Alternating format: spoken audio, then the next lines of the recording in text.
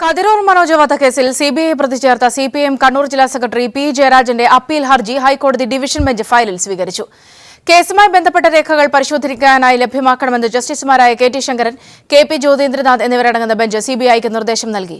പ്രാഥമിക വാദത്തിനായി അപ്പീൽ ഹർജി തിങ്കളാഴ്ചത്തേക്ക് മാറ്റി.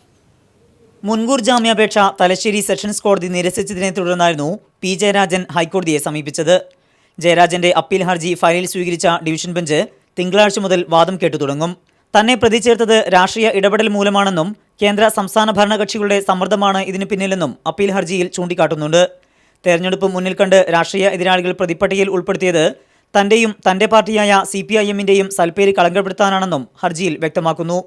ഒരു കൂട്ടം RSS BJP പ്രവർത്തകർ ഈ കേസിലെ ഒന്നാം പ്രതിയായ ശശിധരന്റെ നേതൃത്വത്തിൽ 1999-ൽ തന്റെ വീട്ടിൽ കടന്നുകയറി അതിക്രൂരമായി മർദ്ദിച്ചു.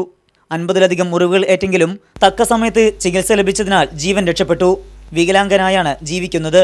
1997 മുതൽ പോലീസ് സംരക്ഷണം ഏർപ്പെടുത്തിയിട്ടുണ്ട്. ഗൺമാൻ തന്റെ ഓരോ നീക്കവും സസൂക്ഷ്മം വീക്ഷിക്കുകയും മേലുദ്യോഗസ്ഥനെ അറിയിക്കുകയും ചെയ്യുന്നുണ്ട്. പലതവണ ഗൺമാനെ ചോദ്യം ചെയ്തിട്ടും തനിക്കെതിരെ ഒരു തെളിവും ലഭിച്ചിട്ടില്ലെന്നും അപ്പീൽ ഹർജിയിൽ ജയരാജൻ ചൂണ്ടിക്കാട്ടി. കേസുമായി ബന്ധപ്പെട്ട മുഴുവൻ രേഖകളും ലഭ്യമാക്കണമെന്ന് ഡിവിഷൻ ബെഞ്ച് CBIക്ക് നിർദ്ദേശം നൽകിയിട്ടുണ്ട്. ജസ്റ്റിസുമാരായ കെ.ടി. ശങ്കരൻ, കെ.പി. ജ്യോതീന്ദ്രനാഥ് എന്നിവരടങ്ങുന്ന ബെഞ്ചാണ് വാദം കേൾക്കുക. News bureau, Kochi.